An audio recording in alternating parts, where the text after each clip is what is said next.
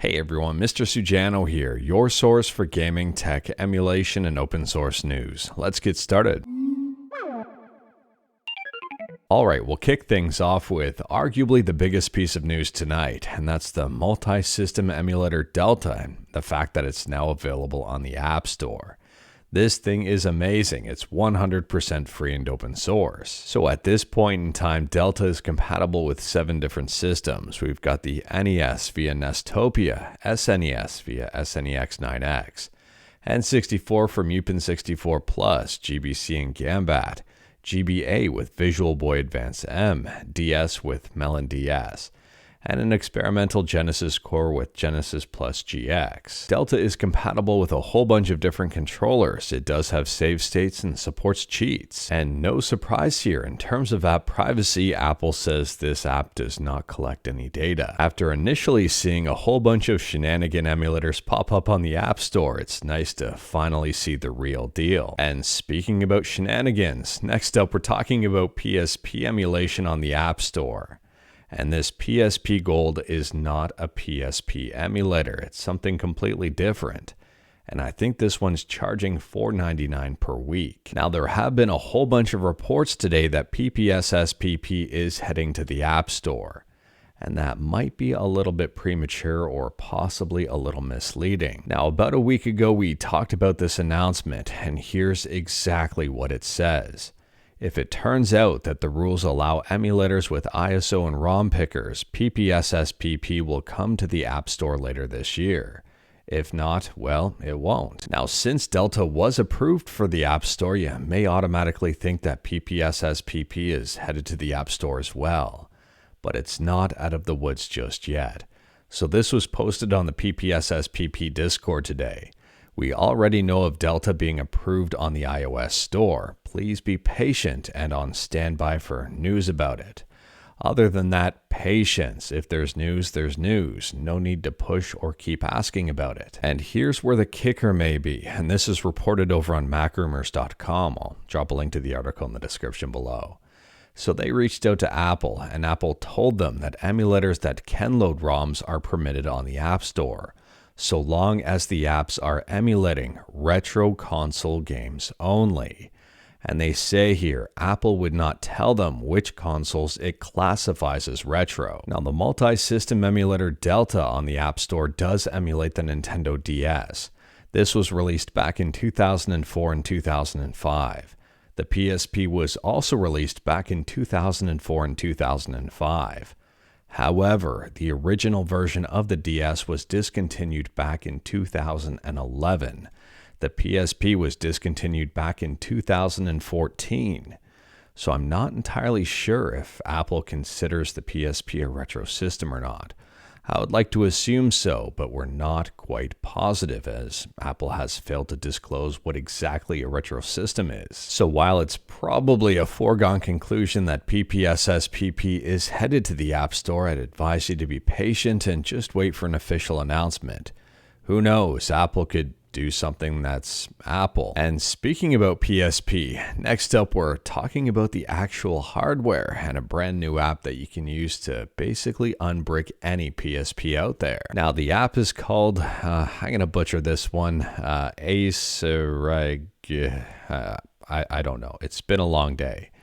Anyways, if used alongside Bury and Sweeper, they say it can unbrick any PSP and fully restore it to system software version 6.61. If you are curious about this one and wanted to learn more about it, I'll drop a link to a Wololo article in the description below, and I do recommend checking it out. There's a lot of great information here, including a video. And speaking about great information, next up we're talking about Infidelity.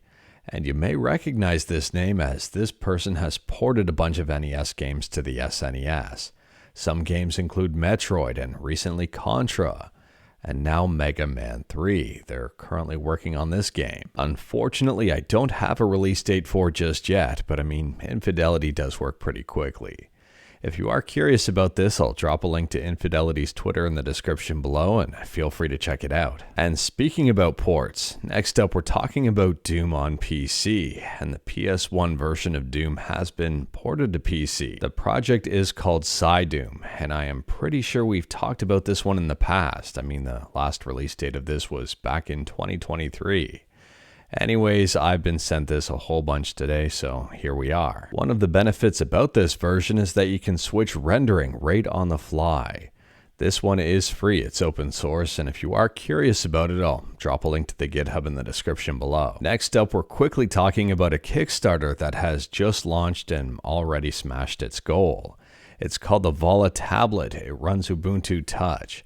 The initial goal of this was $53,000, and they're almost at $60,000. They say this tablet is focused on privacy, and in terms of specs, it's got a 12.3-inch display, 12 gigs of RAM, and 256 gigs of onboard storage.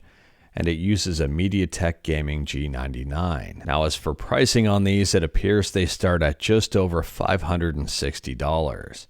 Let me know your thoughts about this one in the comments below. Next up, I've got another quick one for you. We're still talking about Linux, and this time about the LXQt desktop environment.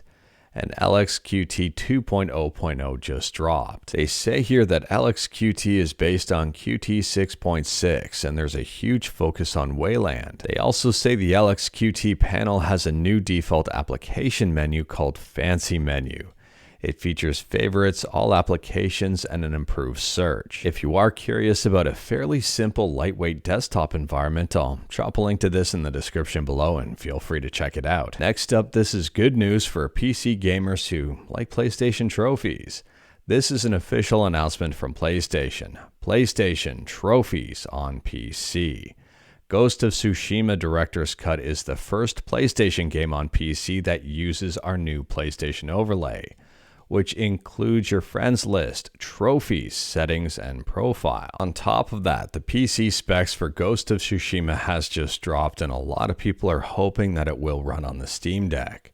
Let me know your thoughts about the trophies in the comments below. And speaking about Ghost stuff, next up we're talking about Ghostwire Tokyo.